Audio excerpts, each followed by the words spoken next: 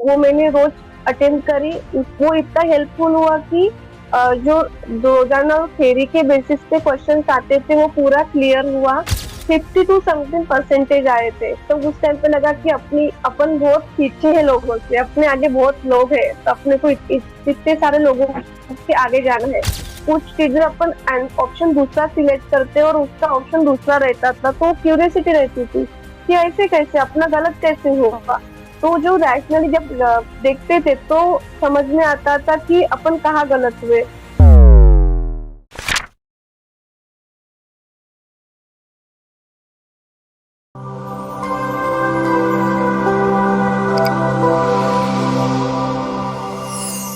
नमस्कार, एक बार फिर से आप सभी साथियों का हार्दिक स्वागत, अभिनंदन टीएनसी की इस ऑनलाइन प्लेटफॉर्म में। और आज हमारे साथ है एक टॉप रैंकर्स जिन्होंने ली है बहुत ही बड़ी सफलता। आज जानने वाले हैं उनके इंटरव्यू की से बहुत सारे संघर्ष की कहानी, किस प्रकार से मेहनत किया जाता है और लगातार मेहनत के बाद किस प्रकार से सफलता ली जाती है। तो सबसे पहले तो बहुत बहुत बधाई और शुभकामनाएं, congratulations. Thank you sir. How you feel now? Sir, very overwhelming. I just got selected. Thank you so much for your efforts and your support. Because of your test series, means we got to secure means good ranking now set 4. Thank you, sir, for your all efforts. Good good. आज हम आपसे बहुत सारी चीजें पूछने वाले हैं और बहुत सारी चीजें जानने वाले हैं। आज आपसे आपके संघर्ष की कहानी, स्ट्रगल स्टोरी, साथ ही साथ बहुत सारी चीजें आपसे पूछने वाले हैं कि बच्चों के मन में बहुत सारे सवाल हैं, उनसे आपसे बहुत सारे बच्चे जानेंगे कि किस प्रकार से संघर्ष किया जाता है। तो इस इंटरव्यू की शुरुआत आपके अपने इंट्रोडक्शन से। हेलो सर, मैं वैशाली फरकर से, मैं नागपुर महाराष्ट्र से हूँ। मेरा पासिंग ईयर लास्ट ईयर था और लास्ट ईयर से मैं प्रिपरेशन कर रही हूँ 1 ईयर से। और मैंने टीएनसी का 6 मंथ कोर्स ज्वाइन किया था टेस्ट सीरीज का। ओके, तो गुड गुड, बहुत ही मैंने एक्चुअली मैं लेट हो गई थी, तो मैंने 6 मंथ का कोर्स ज्वाइन किया और तब से मैं लगातार कंसिस्टेंसी उसकी टेस्ट सीरीज दे रही हूँ, बिना मतलब मिस किए। मॉर्निंग डोज जो एग्लेस बेसिस पे था, और टेस्ट सीरीज जो जो पूरे जैसे एम्स नॉट की एग्जाम होती है वैसे वो मैंने रोज अटेंड करी। वो इतना हेल्पफुल हुआ कि जो रोजाना थ्योरी के बेसिस पे क्वेश्चंस आते थे वो पूरा क्लियर हुआ। तो मैंने वो बहुत हेल्पफुल हुआ। ओके, बहुत ही अच्छी बात है, आपने बहुत सारी चीजें बताई। अब मैं आपसे बहुत सारे क्वेश्चंस जानने वाला हूँ और बहुत सारे क्वेश्चंस आपसे पूछने वाला हूँ। 6 महीने पहले आपने टीएनसी के साथ कंटिन्यूअसली स्टार्ट कर दिया। रोजाना आप टीएनसी के साथ कंटिन्यूअसली एग्जाम दे रहे थे। जब फर्स्ट टाइम एग्जाम दिया था तो टीएनसी के अंदर कौन सी रैंक आई थी? तो रैंक तो पता नहीं, बट परसेंटेज पता थे। 52 समथिंग परसेंटेज आए थे। तो ओके, थोड़ा उसमें तो थोड़ा ये लगा कि अपन बहुत पीछे है, ऐसा फील हुआ उस टाइम पे कि आई नीड टू स्टडी मोर।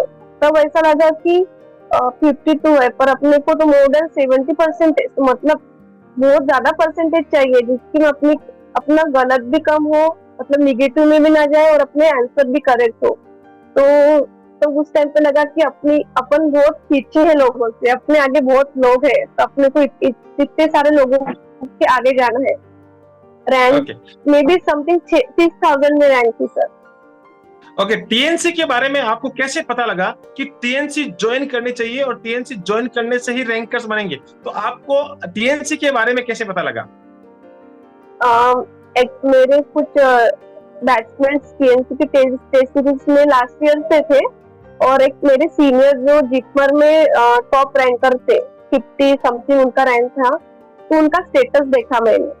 तो तब से मेरे को लगा कि मैंने ज्वाइन करनी चाहिए, तो मैंने टेस्ट सीरीज उसी दूसरे दिन ही मैंने वो जो पैक है वो ज्वाइन कर लिया।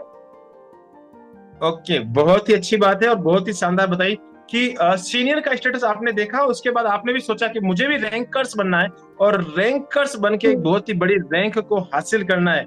आज उस सीनियर को, जो भी जिस सीनियर का नाम ले रही है, उनको जरूर जरूर थैंक यू मैसेज कीजिएगा कि थैंक यू सीनियर बॉस, आपने मेरी जिंदगी बहुत ही अच्छी आसान तरीके से बना दी टीएनसी के साथ जोड़ के।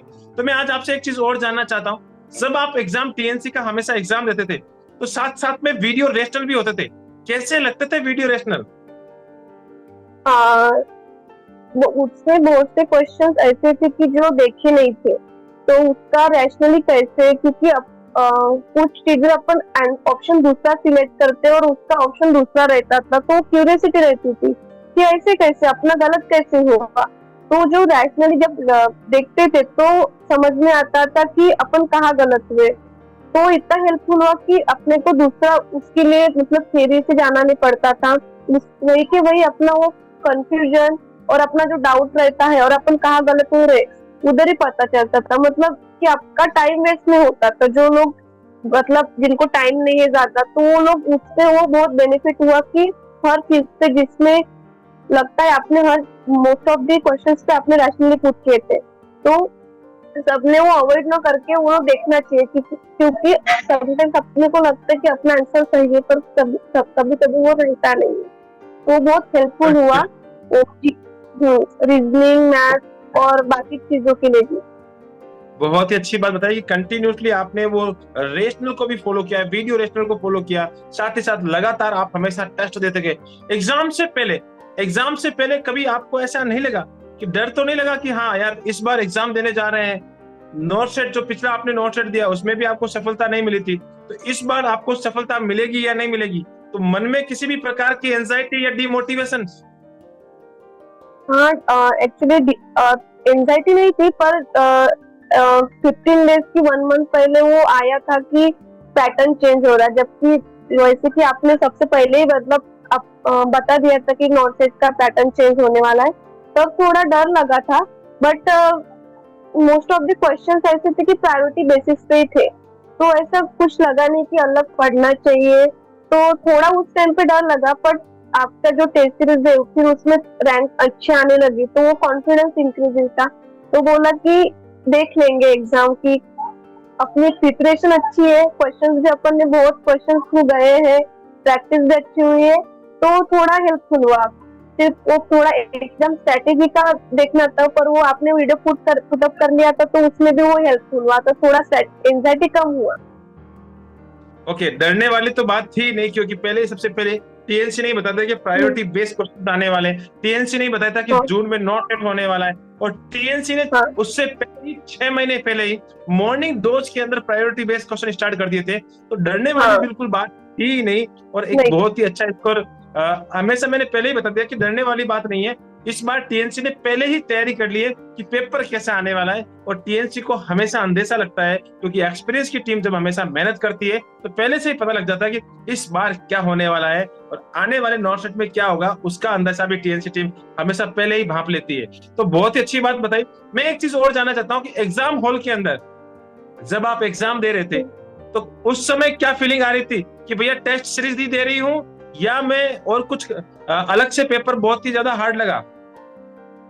एक्चुअली पेपर इजी था, बाकी लोगों से सुना कि पेपर हार्ड था, पर पेपर इजी था। तो अब ऐसा लग रहा था कि मैं टेस्ट ही दे रही हूँ, क्योंकि वो अपने को प्रैक्टिस हो गई थी test series, test question solve करने का, तो ऐसा कुछ अलग एक्सपीरियंस नहीं आया। सिर्फ इतना था कि थोड़ा इस बार पेपर लेंदी था, एक तो क्वेश्चन लेंदी था, नहीं तो आंसर लेंदी था, पर थोड़े प्रैक्टिस की वजह से वो थोड़ा ए हुआ। और जैसे कि 2-3 राउंड लेने चाहिए अपन ने एग्जाम में, वो आप जो स्ट्रेटेजी आपने बताई थी वो स्ट्रेटेजी अप्लाई की, तो थोड़ा सा टेंशन दूर हुआ था उस टाइम पे। Okay, good good. पहले से ही आपको बहुत सारी चीजें पता लग जाती है, तो इतना टेंशन होता नहीं है, और एग्जाम हॉल के अंदर कंटिन्यूसली ऐसा लगता है कि हम तो घर पे बैठ के ही पेपर देते हैं। और कंटेंट जो टीएनसी जो टीम खुद से बनाती है, रोजाना मेहनत करती है, और वही कंटेंट सेम टू सेम हूबहू मैच करता है, तो बहुत ही बड़ा बेनिफिट मिलता है। और लगातार टीएनसी की टीम हमेशा मेहनत करती है, खुद से कंटेंट बनाती है, खुद की लैंग्वेज में कंटेंट तैयार करती है, और बच्चों के माइंड को पूरा का पूरा प्रिपेयर कर देती है, तो डरने की तो बिल्कुल बात ही नहीं है। कितने क्वेश्चंस आपने अटेम्प्ट किए थे? मैंने 175 क्वेश्चंस अटेम्प्ट किए थे। उसमें जैसे कि राउंड लिया था, 143 to 150 क्वेश्चंस वाज 100%, जो पहला राउंड लेते हैं अपन कि अपन श्योर है कि इसमें मतलब करेक्ट होंगे अपने, फिर सेकंड राउंड जो लिया वो 70% और 50% में वो 25 क्वेश्चन अटेम्प्ट करे, कि क्योंकि कभी कभी रिस्क भी लेना था, क्योंकि अपने को मतलब थोड़ा कॉन्फिडेंस था कि अपने कई कुछ क्वेश्चन करेक्ट थे।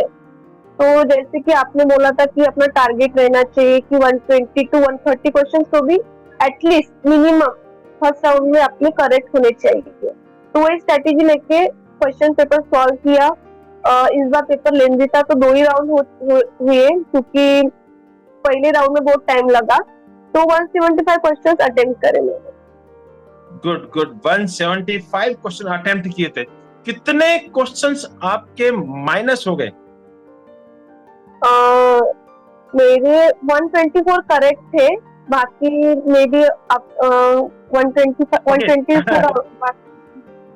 सिलेक्शन होने के बाद माइनस नहीं देखे जाते, सही कितने हैं वो देखे जाते हैं। बिल्कुल, तो आपने सही पे निशाना लगाया कि मेरे 124 सही है, माइनस तो जाने दो, लेकिन मेरा 124 बिल्कुल सही है।